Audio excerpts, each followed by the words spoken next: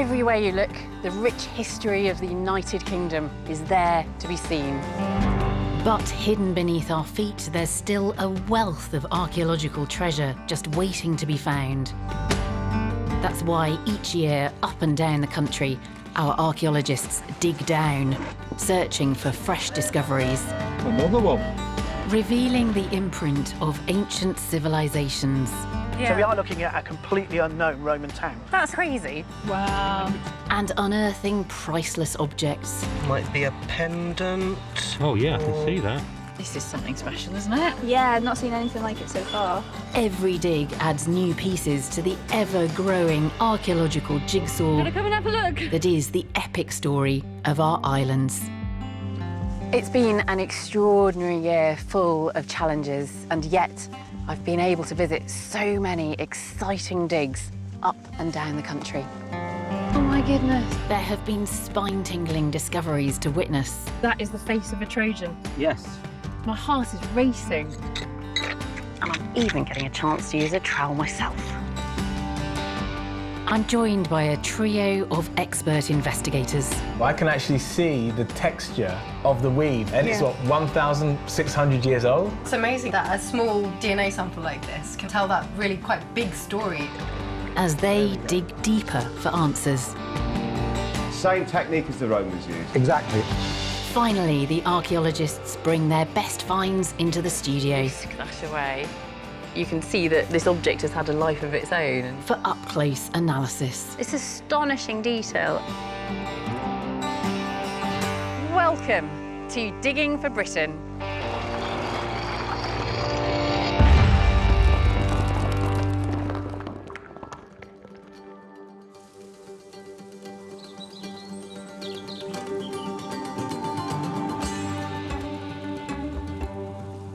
This time we take a look at the latest archaeological finds from the south of the UK. Under a Norman church, spectacular evidence of the demise of Roman Britain is uncovered. It's being kind of almost violently destroyed, I think. Certainly the cremation urns have been thrown into that ditch with no care. Do you think? A Bronze Age settlement has got archaeologists stumped. I'm convinced we've got a roundhouse here. It's just a bit confusing at the moment. And I get my hands on some genuine old money. So these are among some of the first coins made in Britain. Wow.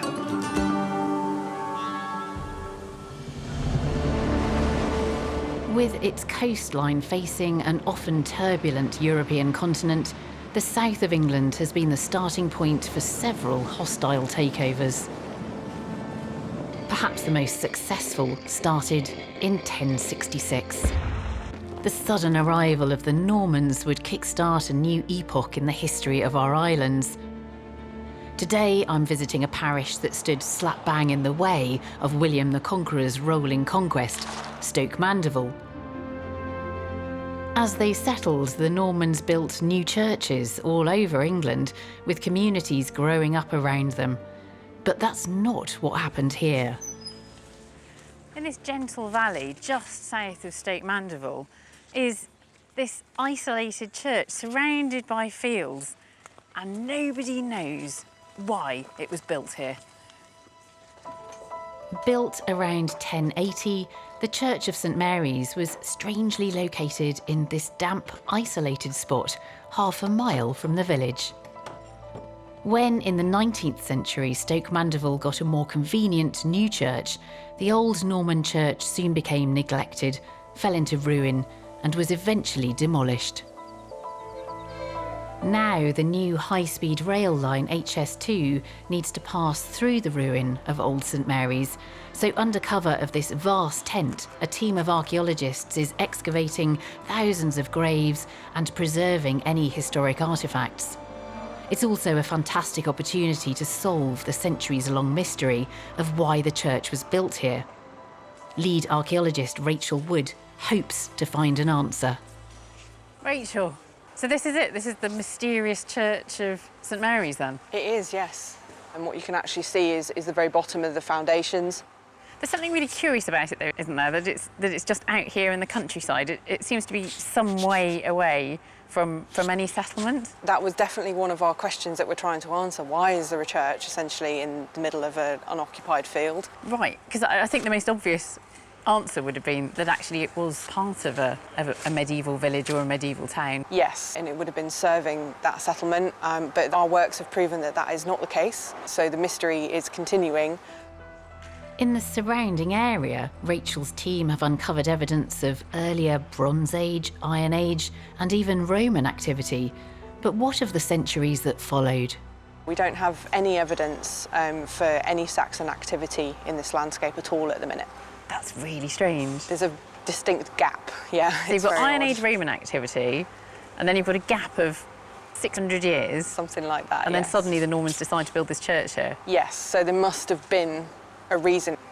We're hoping to find some evidence of some earlier activity once we get underneath the church foundations. So there's a real mystery here to solve then, isn't there? Absolutely. Why do you have a church suddenly appearing in this space in the landscape in the 11th century? The answer to this mystery could lie somewhere beneath these foundations. As part of the excavation, the skeletons from the churchyard need to be carefully removed and they'll be reinterred. The team's been recording their fascinating finds from the graves using our Dig Diary cameras. We've got an adult male and at his feet a china plate, which is an interesting find. They're known as salt plates, placed in with the individual as a sign of purity, as a sign of eternal life. A plate of salt at the feet was intended to offer protection in the afterlife, to ward off the devil. Underneath the superstitious Victorians are graves from the flamboyant Georgian era. Though even the fanciest wooden coffins have often completely rotted away. That's Ruth Jackson, and you can see just in the side of the grave there some gold-plated coffin studs. Oh yes, I can see those standing out there. So they're still shining and gold, because gold doesn't tarnish. Yes. So she must have been quite wealthy to have gold on her coffin. Yes, so the Jacksons are one of the prominent families, and she died at the ripe old age of 90. Wow. In 1727. How do you know her name? So as we removed the original rubble mound covering the church, her gravestone was actually still in place and intact and kind of emerged out of the rubble. We had no idea it was there. So, I mean, graves that have been completely forgotten about, and you're uncovering them again and telling these stories. I really think that's one of the best things we can do for the burial population here at St Mary's, is to remember them. Gravestones make the archaeologists' detective work a lot simpler. Other objects take a little more work to decipher. This is a bone object. It's turned, and it was found next to a gentleman's head, roughly the same period as Ruth Jackson, so roughly the 1700s. Oh, what on earth is that? We have a theory. The theory is you would put a piece of cloth with a dab of your blood on it and some honey in it, and you would put it in your Georgian's men's wig.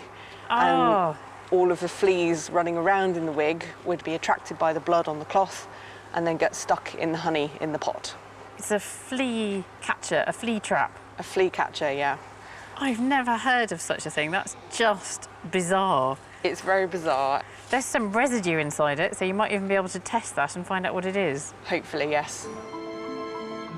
So far, St Mary's is giving up fascinating secrets from the Georgian and Victorian eras, but the big mystery of why the Normans chose to build their church here, so far from the village, remains. The deeper the team dig, the closer they may be getting to the answer. Are you almost down to the bottom of the foundations then? Absolutely, yeah. We are nearly at the bottom of the stone walls, and it's as we get beneath those that we're hoping to find out whether or not there was anything else under the Norman church. I bet you're itching for the day when you can start to excavate down here. Absolutely.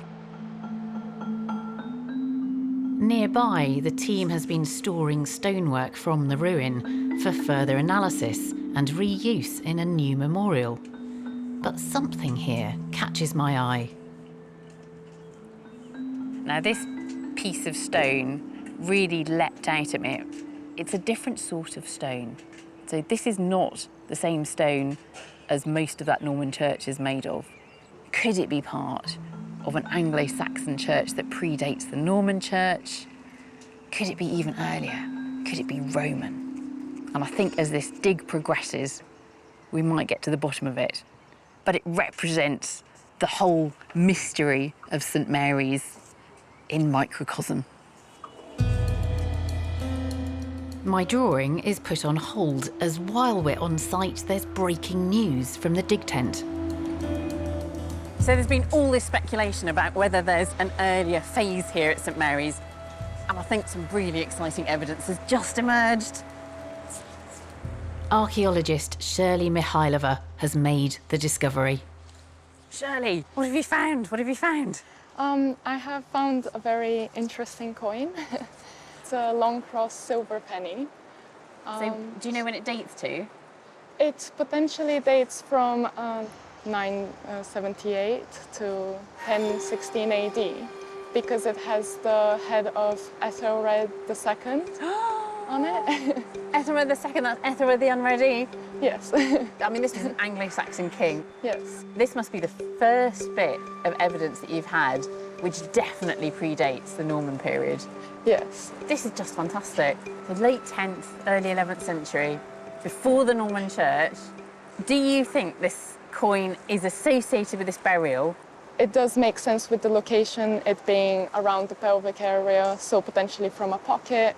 So I do believe that it was with the individual. That's amazing. Thank you very much. I just can't believe that's just come out of the ground. Yeah, it's while I'm absolutely here. amazing. I'm so excited. This coin is a really enticing find for the dig team. At last, St Mary's Church is hinting at a past that predates any Norman structure.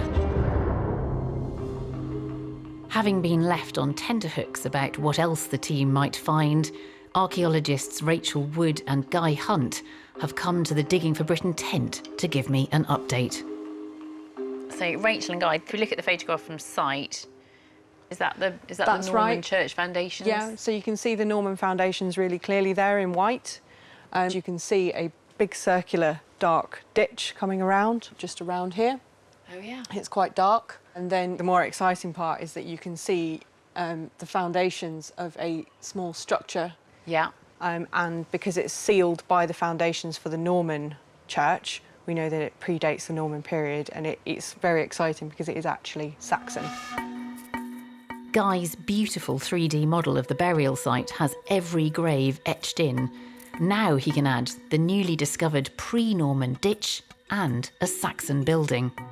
We think it's actually the base of a kind of tower. So we know that in the later part of the Saxon period, there's a tradition for building these towers. So there are 30 or 40 of these known, either from excavation or still surviving in England. So this is a tower without a church? That's right. We think it would have just been a tower. So you're talking about something that could be used as a watchtower. It could also be used as a bell tower. It could be used as a private chapel. It's a kind of an essential part of this lordly kit, the stuff that you need in order to be considered as an aristocrat in that late Saxon period. When the land changes and it becomes owned by the Bishop of Lincoln, they basically demolish the tower, get rid of it, and they build their Norman chapel right on top of it like that. Yeah, and it's disappeared. I mean, that mark of Anglo-Saxon power has been eradicated from the landscape as well. It's a really strong and powerful statement of this kind of transition of power that happens between one set of aristocrats and another. Yeah. So, Rachel, what's underneath the Saxon tower? Well, we're keeping our fingers crossed for perhaps an even earlier building. We would love to find, evidence for something like a Roman temple, but whether or not something like that was there in the first place and then has survived the construction of a tower and then the Norman church and then 800 years worth of burials it's quite a slim chance, really. You've got a few more weeks left on site. This story's not quite finished yet. We're nearly there. Little did we know then, but another, even older layer of archaeology underneath St Mary's was just weeks away from being discovered. Luckily, our cameras were there to capture the excitement, and later in the programme I get to take a very close look at what could be some of the most important Roman artefacts ever found in Britain. Yeah, I think it's definitely quit now, retire now. We'll retire now, that's it. It's never going to be as good.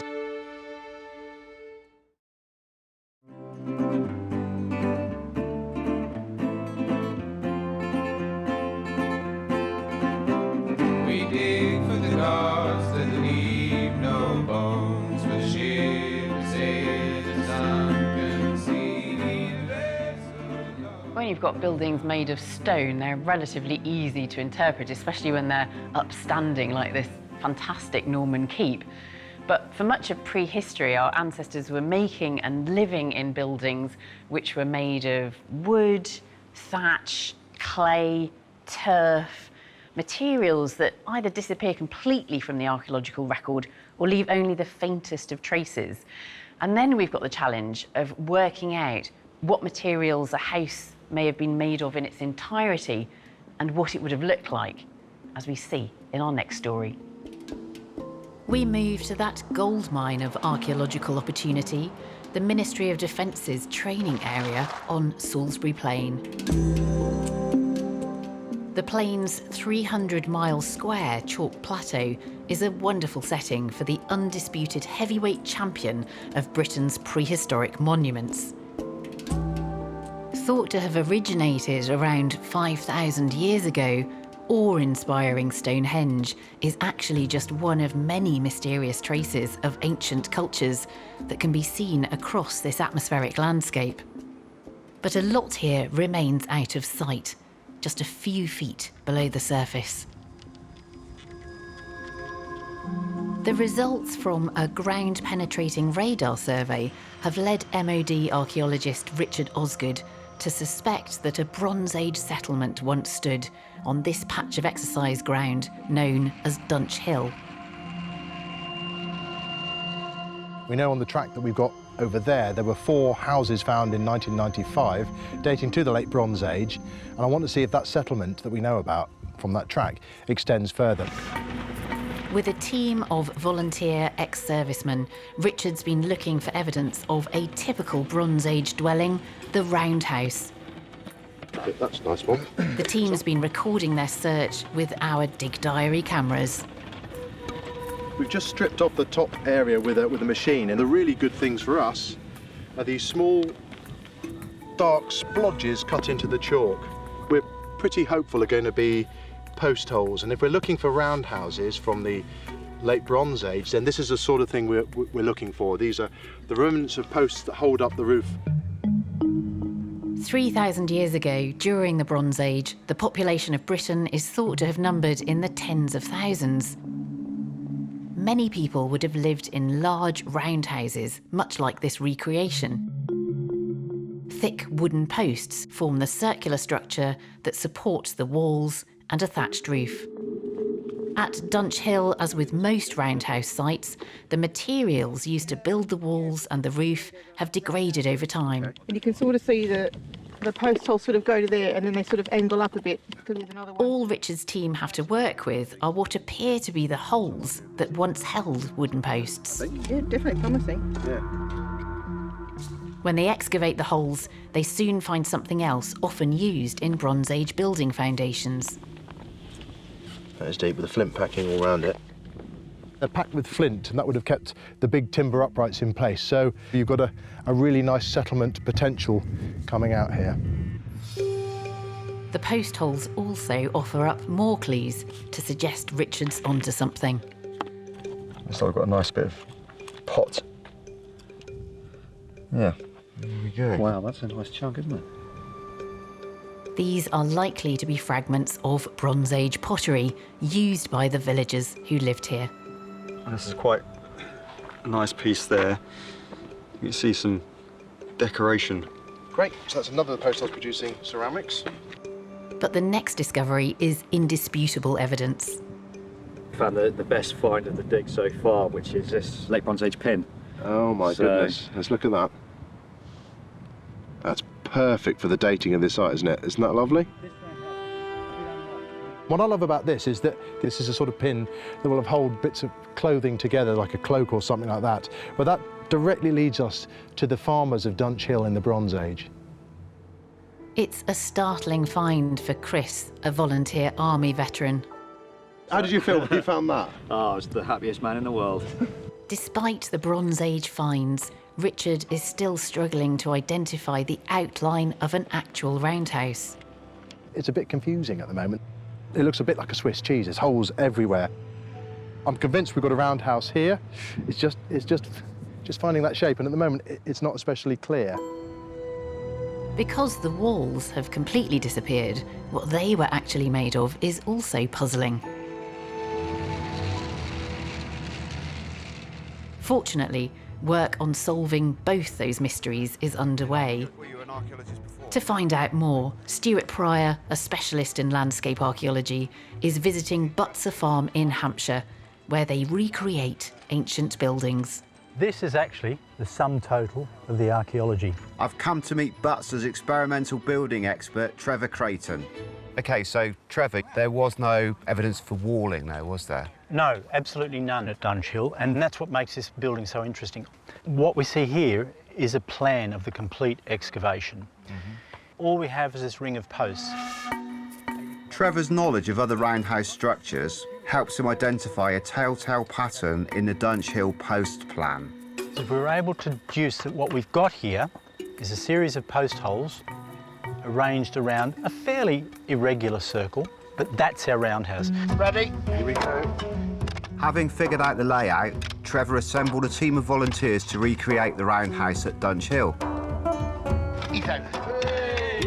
From digging the post holes, then driving the posts into the ground, to mounting the lintels. Look at that. That's a top trilithon. Up to this point, the structure was largely based on strong archaeological evidence. Now, to build the walls. One of the problems is that we're not sure what this particular roundhouse was built from. And that's exactly the point of the experiment. They must have made it from materials that just dissolved, and we're going to make walls that are made of local materials that are just so ephemeral that they're going to disappear over 3 millennia. So it's truly archaeology by experiment? It's truly experimental archaeology. Trevor's version of the Dunch Hill house has become a laboratory for Bronze Age wall building. This is the Dunch Hill house. This is the attempted reconstruction. We've put each of these post holes where the original post holes were in the archaeology. Trevor's team have been experimenting with different types of materials to construct the surrounding walls. Without physical evidence, it's the best way to work out which method could have been used by the Bronze Age builders at Dunch Hill. Over here, we've got a turf wall. OK, that's unusual to have in association with a roundhouse. Yeah, it is very unusual. We're using available materials, and one of the materials that was available was turf. This turf here actually comes from the clearance of this roundhouse. So it's very plausible that that's the sort of material people would use. I suppose over time, this earth wall would have just weathered away. Yeah. So all you're left with are the post holes in the ground. Yes. What we're trying to do is create these suggestions of what might be and test those assumptions. Another structure wall has been built using bog-standard topsoil. Then in the final section, they're using Salisbury Plain's most iconic naturally occurring substance, chalk. So you've crushed the chalk, which I can see in the barrow here. What's the next stage then? Very simple. We just take this material, get a handful of it. It's sort of lumpy and goopy. It is, isn't it? We just put it on our wall. Just anywhere? Yeah. It's not unlike a primitive concrete in that way. I'm amazed at how solid that is, you know? It's just a pile of mush, really, but it's actually turned into a solid wall, which is really impressive. Yeah. Like the turf and soil Trevor's experimenting with, the chalk could also disappear over time. If these walls dissolve and fail, that's an excellent result for us, because then all we're left with are the posts. We've got to wait 2,000 years for that to happen. Well, I hope. More than 1 year would be good. Yeah. Only time will yield results from Trevor's Bronze Age building experiment. Perhaps in the future, this will shed more light on how the roundhouse at Dunch Hill was actually made. But today, by building up instead of digging down, I've had an insight into an alternative approach to archaeology. Seeing the different construction methods experimented with has been really interesting today, and actually a fascinating way to go about undertaking your archaeology by experiment. Despite the fact that at Dunch Hill there doesn't seem to be much surviving apart from a few post holes, if this is a Bronze Age house, it could have been quite a remarkable feat of engineering. We now journey back to Roman Britain and a dig which spans almost 4 centuries of occupation. I'm heading for a place that was key to trade and travel across the south, Silchester, 10 miles south of modern-day Reading. Though originally an Iron Age settlement, it's the infrastructure created by the Romans that's now a treasure trove for archaeologists. This huge wall still encircles the massive 40-hectare site. Silchester boasts many of the usual features typical of a Roman town, including an amphitheatre and, most importantly, of course, a bathhouse complex. And it's these buildings that are perhaps the best window into Silchester's past. It's also one of the longest-running archaeological digs in the country. We've visited here before, back in 2014, with the team from the University of Reading. It looks like we found what we were hoping for from this excavation, and that is a Nero-stamped tile. That ceramic tile meant these baths dated to the reign of Emperor Nero between 54 and 68 AD, proving that these were some of the earliest buildings here. Now the team's opened up a whole new section, revealing fresh layers and finds that could tell a complex story, one that mirrors the rise and fall of the Roman Empire in Britain. Mike, how long have you been digging at Silchester? A long time. Mike Fulford is the project director. Have you just opened this year then? Yes, just in the last 4 weeks. When does most of what we're looking at here date to then? 2nd and 3rd century, most of it. But there's material that's definitely later, and there's material that relates to Nero's time. Bathhouses are complicated, but I never really envisaged there was so much going on with this bathhouse. Mike's been digging here for more than 4 decades, but it was antiquarians from the early 1900s who first excavated the baths. Those diggers eagerly ripped through centuries of precious archaeology, then simply reburied it. However, they missed more than they found. So Mike's team has been meticulously working their way through this archaeological backfill, and with our dig diary cameras, they recorded what they found. I found this hairpin. It's made of bone, which I think is pretty cool. This looks to me like a little hook. It's clearly made of bronze or copper alloy. The antiquarians also missed the biggest story of all, how the expansion and contraction of these baths mirrored the ups and downs of the Roman Empire during almost 4 centuries of rule in Britain. What are you learning this time around that the antiquarians didn't understand? Above all, they didn't appreciate that there were certainly 2 successive separate bathhouses. First one completely demolished, and now, possibly, we have evidence of a major extension of the second, which you might call a 3rd bathhouse. We can see a much richer story of how this bathhouse developed through the whole Roman period. It's down at the bottom of the dig where the bath's transition through time can be best seen. This is the first Silchester bathhouse, built during the reign of Emperor Nero. Mike's team uncovers telltale materials from this first phase. We've got some green sand, which is the foundations for this, which is also inside that wall over there. Yeah. Which is a hallmark sign of the Neronian stuff of the site. When you look down, you can see, first of all, the cross wall of the first baths. When does that date to? That dates to the 50s, 60s of the 1st century. So, oh, really early? Yeah, soon after the conquest. By this point, Silchester's population had boomed to many thousands. So the first bathhouse is knocked down to make way for a larger, grander 2nd bathhouse. So it's getting bigger? It's getting bigger. So then we have another major change to the baths with a really huge extension. And they're still not content because they build this apse. So this is a lovely curved wall. Isn't it? Yes. Yeah. Perhaps contained a cold pool, maybe statues, a really distinctive feature of the baths. Evidence of luxurious finishes were discovered by Mike's team when they found traces of decorative walls. It's a little piece of painted plaster. I suspect it probably came from the inside originally, but I think that's a stripe being painted on. Fantastic. You can see that we've got this fantastic opus signinum render, which is stuck on the outside of the apse itself. It looks like it's been re-rendered several times. This is the bathhouse at its peak in the 3rd century AD. So we've got a story of expansion, getting bigger. It's partly a response, I think, to maybe changing population of the town. Also, perhaps expansion to give opportunities for men and women to bathe separately. You can see how this building would have developed and changed over time.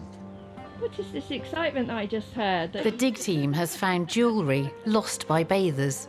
Just in this finds tray, found a fragment of a brooch of some sort, and it's copper alloy, and it's the part where the pin would go when you close it. Evidence of fine dining. Yeah, it's a lovely bowl. But yeah, so it's a really nice like rope patterning, feathering. Quite a lot of bone. A big jaw of a cattle or something there. Something. Still quite interesting. After the bathhouses boom, in the 4th century, it starts to contract. The Roman Empire is in decline and Silchester's population is shrinking. Mike has found evidence that the building's structure reflects that. The bath begins to break into smaller units. That wall is taken down and a new wall built on a destroyed foundation. Yeah. And you're beginning to get a kind of reduction. The quality of the work, not so good, but it continued to give them that pleasure of having heat and warmth and bathing facility, which they'd enjoyed for 400 years. Here at Silchester, Mike's been able to map the ups and downs of Roman power in Britain, but the dig also tells a more local story. Talking to Mike, I've come to realise that I think my view of Roman baths was completely awry, and it all being about bathing. But if we look at the plan of the whole building from Mike's excavations, we can see that this is the complex when it was at its largest and most complicated.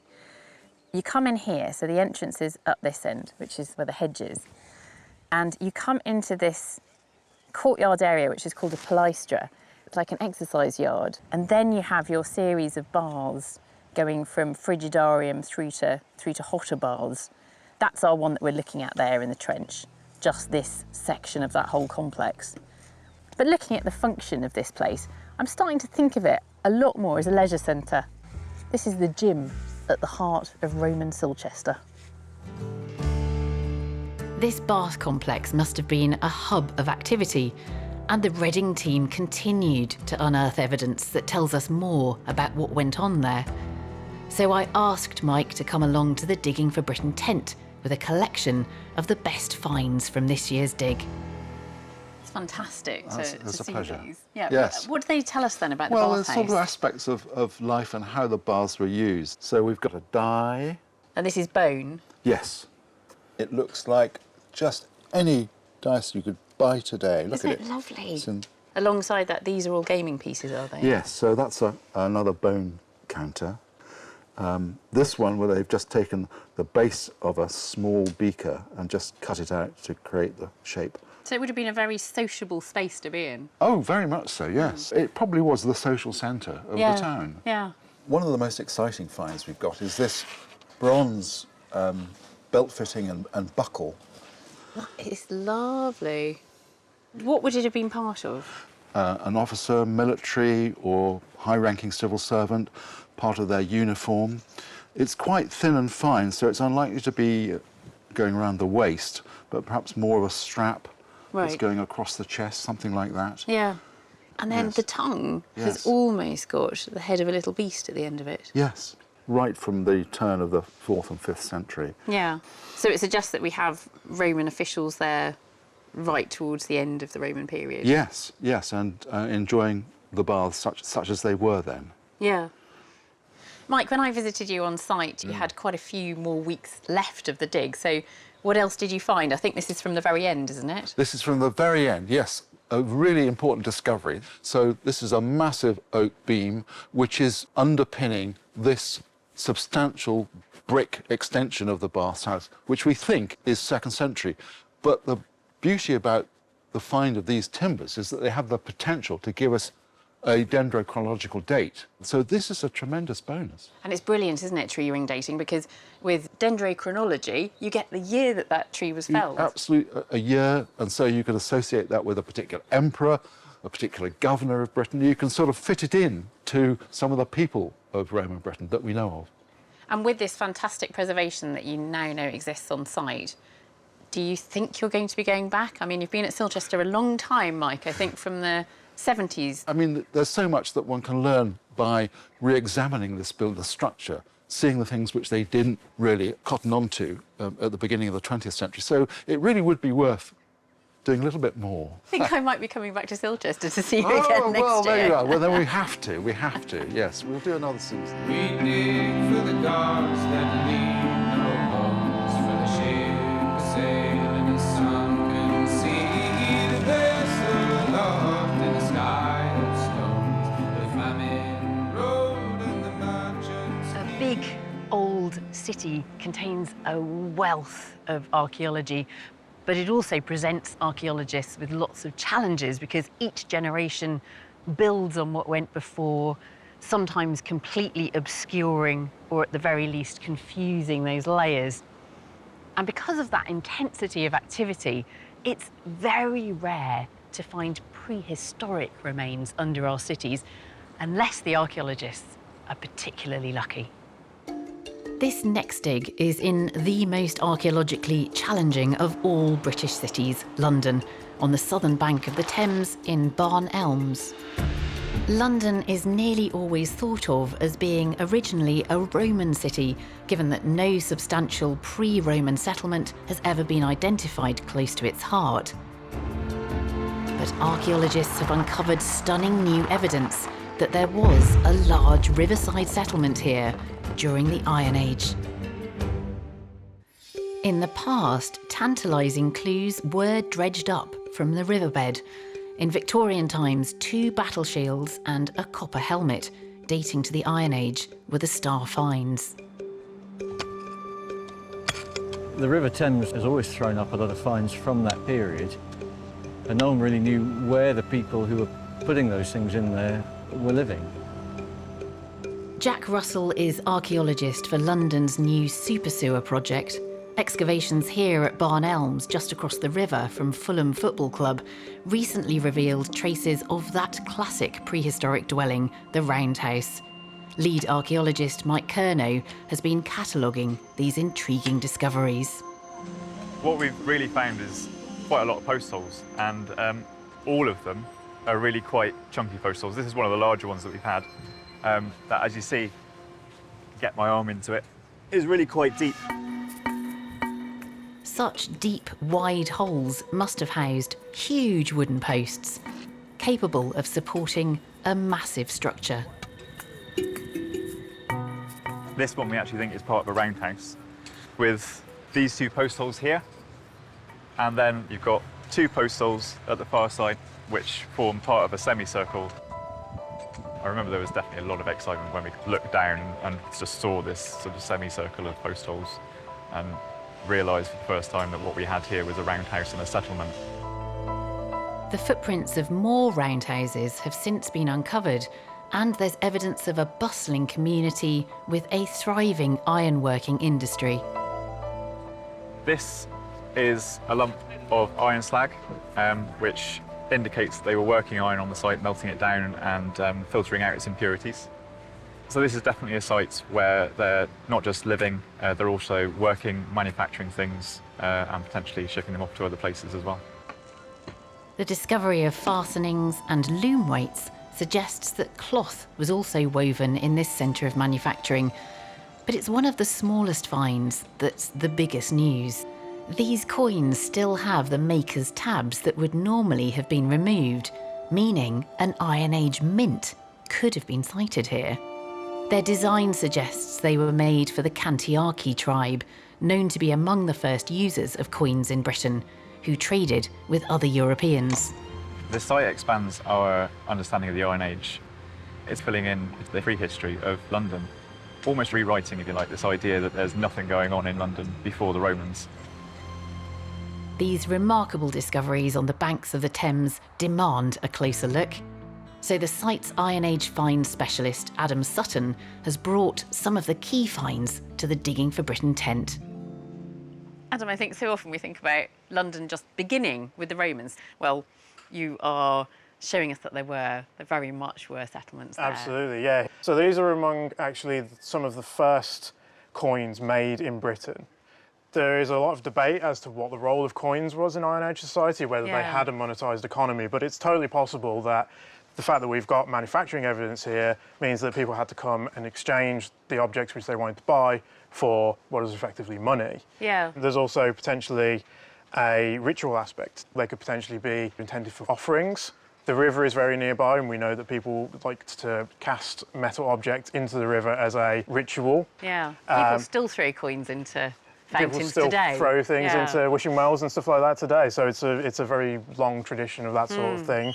And here are some of the finds that have emerged from in and around those roundhouses. So what do these finds tell us? We've got some really nice examples of decorated objects here. Yeah, that's lovely. I love these kind of sinuous lines of dots. We do actually have evidence that even though these pots were really nicely decorated, they were still used for cooking. And we've actually commissioned an artist to give us an artist's impression of what the settlement might have looked like. That is fantastic. I mean, with the Thames here and this little settlement on the banks. Absolutely. And it all looks that kind activity. of idyllic, doesn't It does look idyllic, yeah. So these are completely new communities to us, and they really give us an impression of life in London before London was there, which I think is really amazing.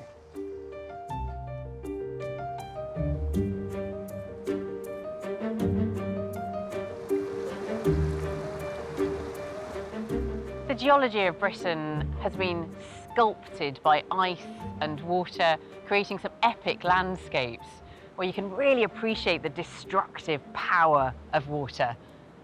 But in fact, water can be the archaeologist's friend. It can be very difficult and challenging to dig waterlogged sites, but then you get some incredible preservation of organic remains like wood.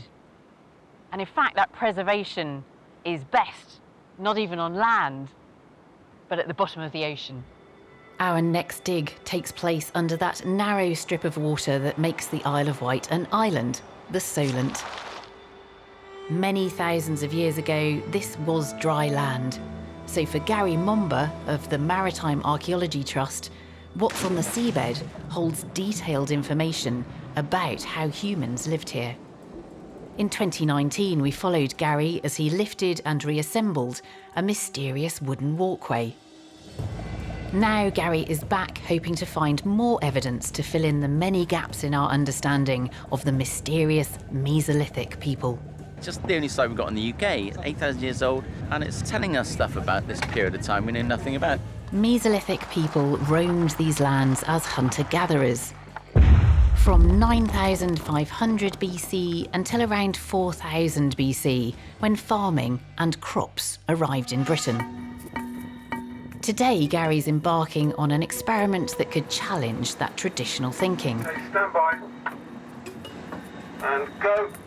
He's diving down to take a sediment sample, a time capsule, from an ancient Mesolithic settlement site that's known to date back around 8,000 years. We're going to take some samples for DNA analysis so that we get an insight into DNA from all the living sort of creatures that were around at that point 8,000 years ago. Gary hopes to reveal what plants and animals these people gathered and hunted. As he reaches the Mesolithic site, evidence of their occupation can be seen everywhere. It's like an old haunted landscape. It's like one of those ghost towns. The remnants of people still there with their flints lying on the seabed.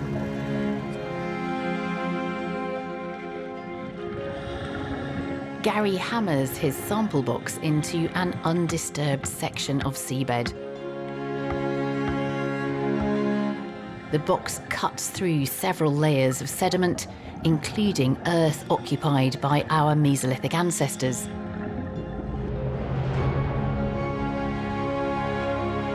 With the precious sample captured for DNA analysis, he returns to the surface. Success. Quite a weight to carry, that. Got it.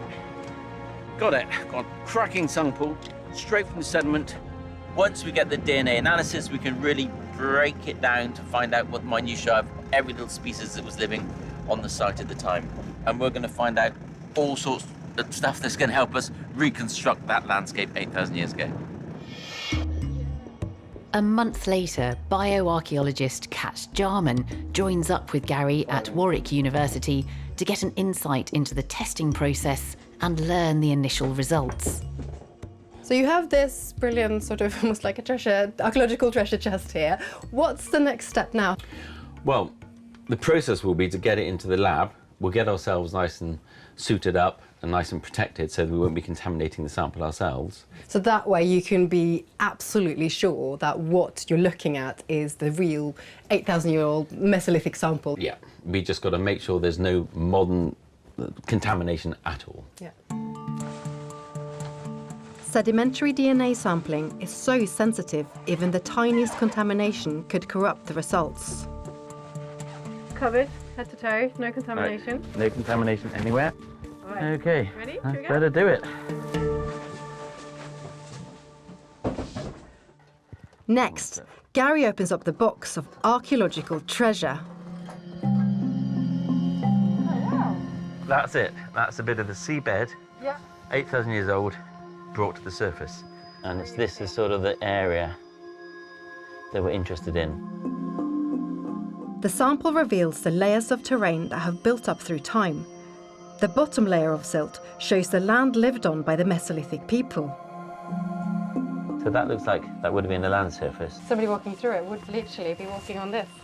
Yes, this was it. This was the land. People were working, playing, sitting, having picnics, banter. Well, it's absolutely remarkable. Remains of the forest floor are still preserved. Wow. That's amazing. So this is an 8,000-year-old Yep. Oakley. First time uncovered. The sediment is placed into test tubes ready to undergo analysis in the DNA lab. That's actually really incredible. Seeing that, it's like it's an 8,000-year-old land surface being excavated from the seabed, and it's got everything. We found flints, we found twigs, a whole oak leaf, and that's the environment that somebody walked through 8,000 years ago. So the team and I are taking samples for DNA, and I just can't wait to see what that's going to reveal. Professor Robin Allaby has been interpreting the DNA analysis from Gary's sample. What we found is a whole array of plants, and then there's all sorts of large animals around there. These traces were typical signs of Mesolithic occupation, but amongst them is a reading for something totally unexpected. The really strange thing that we found, about 8,000 years ago, we get this signal for wheat. Wheat was thought to have arrived in Britain around 6,000 years ago, but this discovery shows it could have travelled north from Europe 2,000 years earlier. I mean, that's really spectacular, isn't it? And unexpected. Really odd. It's amazing, though, isn't it? That a small DNA sample like this can tell that really quite big story about how people moved across continents. That's entirely true. There's a massive story written in the DNA of the sediments. The combination of Gary's underwater archaeology and Robin's cutting-edge DNA analysis seems to have moved the first recorded dating for wheat back by 2,000 years, potentially a big shift in the timetable of early British agriculture. This wheat is really quite special and quite unique. So this site really is telling a very big story from just some very exciting new technologies. And this, I think, is a really exciting one for the future.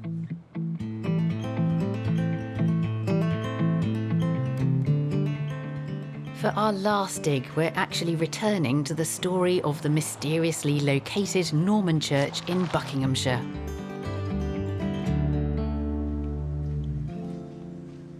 The exciting thing about archaeology is that it is constantly evolving. Each new find reveals a new story, sometimes adding details, sometimes profoundly changing what we thought we knew. Now, the site of St Mary's at Stoke Mandeville has already delivered archaeological excitement in spades. When I visited a few weeks ago, there was the Norman church that we knew existed, but under that, an unknown layer of Anglo-Saxon archaeology. And then little did we know that there was also an earlier phase with some spectacular finds, making this one of the most exciting archaeological discoveries of the year, if not the decade. And that does suggest that there is a meaningful life. Earlier in the programme, lead archaeologists Guy and Rachel told us they'd identified a large square foundation feature they thought was from an Anglo-Saxon tower.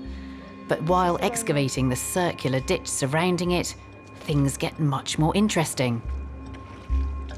The fill of the ditch is this dark brown colour, and the shape of it are these two V-shaped edges here. And you can see that there's quite a lot of rubble material in it, and it also has this kind of darker organic preserved layer here, and it's that layer that's producing a lot of our really amazing finds. It's an astonishing breakthrough. Over 2 days of excavating, the shoulders and heads from not one but two life-size Roman busts are discovered, including one by 24-year-old Cameron. Throughout the whole project, we've been trained to look for stones that are sculpted or worked, and there it was facing me was a person's chest carved out of stone, and everyone joked, so, well, it'd be amazing if you'd find the head. So about 5-10 minutes later, Karen digging came up and it was a woman's head, and it was just really cool to get something like that. It's just like ultra special. The ditch has still more secrets, including a stunning glass urn, multiple pots of cremated remains, and an extraordinary headless skeleton with leg injuries that suggest a sudden violent end. It's all beyond the archaeologists' wildest expectations. But I mean, those sculptures are, that is so rare. To find that kind of thing in an archaeological context, Yeah. It is like, that is You really, can't even really say it's rare. once in a career. It's you would be extremely lucky if you ever found anything like that. Yeah. Never mind Yeah. 2 or 3 of them. Well, the dig has finished completely now. The big tent has come down and all the finds have come to storage facilities like this before being divided up and sent out to specialists for further analysis. So I'm really lucky to come here today when all the finds are still in one place, because these are some of the most significant discoveries from Roman Britain in years. Rachel and Guy have gathered up their still uncleaned star finds from that extraordinary ditch for me to get a good look at. I've been so excited to come and see these new finds. It's wild, isn't it? I mean, it's an astonishing haul of archaeological treasure. This is real treasure, isn't it, to Yeah. come out of that ditch? So does that head go with that pair of shoulders? It does, yes, and we can put it back on top. Go on then. I mean, that's just such a beautiful statue, isn't it? She's really astonishing to look at. Yeah, her face is gorgeous. It's so fine, The isn't shaping, it? yeah, the shaping of the cheeks and the mouth. Presumably that hairstyle's really dateable. Yeah, absolutely. So when we get these looked at by someone that really knows about Roman sculpture, they'll be able to tell Yeah. you who they might be. And like you say, the hairstyle is incredibly dateable, so we'll get a really good date for when this thing was made. This, like, one object is going to tell you so much. Thank you very much for putting her back together for a moment. It's amazing to see. Yeah. And very unweathered, actually. Yeah, presumably these statues were in a building of some kind. Yeah, so it's like a building had been demolished into part of that ditch, but we didn't really have much of the building structure itself, but we have what seemed to be quite a lot of the contents. So the statues, there's cremation urns, there was a glass vessel as well. Oh, look at that. That's beautiful. It's an incredible object, isn't it? Look how clear the glass is. Yeah. Are you happy for me to handle this then? Yep. Is that Just make sure you don't cut yourself. Yeah, it's sharp actually, isn't it? So you think this is for a cremation as well then? It could be. It could be. It could be Yeah. acting like a cremation urn, effectively. We should get that back in its water, shouldn't we, to stop it drying out? So this is one of the funerary urns. Is this definitely Roman? Yes. Yeah. The pottery is Roman. Yeah. They've been thrown in, and that's when they've broken, and that's why Right. it's wrapped in So there the are- bandages. There are 8 of them, and we also have an Inhumation. inhumation. And that inhumation is really interesting because it's somebody who's not buried in a kind of classic way. It's someone that's more or less been rolled into the ditch, and they were buried with some coins, and the coins are actually a really key thing here. This is going to... These are the coins here, are they? So when we get a date for those, Mm. we're going to get a really good date for when this material was all deposited in the ditch. Now, they're very muddy looking at the moment, and presumably, again, as with the statues, you're leaving all that cleaning for the specialists in the lab. If we rub that mud onto the surface of the coins there, you're going to effectively Yeah. erase the information that's on the face of the coin. So we want to do that with a proper conservation treatment, basically. Yeah, because that is a key piece of information, isn't it? Absolutely. That tells you when this material, which presumably at that point is being considered to be rubbish, you know, I mean, and it's being cleared into the ditch. It's being kind of almost violently destroyed, I think, was probably... Do you think? Archaeologists don't, you know, I don't want to over-interpret, right? But Yeah. I think that looks like deliberate destruction of it into this ditch. Certainly the cremation urns have been thrown into that ditch with no care. And then backfilled over the top with rubble. Yeah. So this is really interesting because then I suppose you've got the question of whether that's just expedient and you're moving it out the way before you do something new at the site, and maybe that is perhaps building an Anglo-Saxon tower, or whether this represents a set of beliefs that are no longer operating, and so you smash it up and move it out of the way. And that's why the coins are important, because I Yeah. think when we get a date for that destruction moment, we would be able to say different things about it, I think. So if it's happening in the late Roman period, then I think that has a different meaning than if it's happening in, say, the 6th or 7th century. So at this point, there's so much work left to do on each of these different finds, and each one will reveal another piece of the puzzle. Yeah. I love the fact that it's all buried together in a moment. That's so rare. Well, please keep in touch, and I think I will definitely be coming back to see you to find out more about this story. Well, yeah, I can't wait to find out more about this story. None of us can. Search for we who search and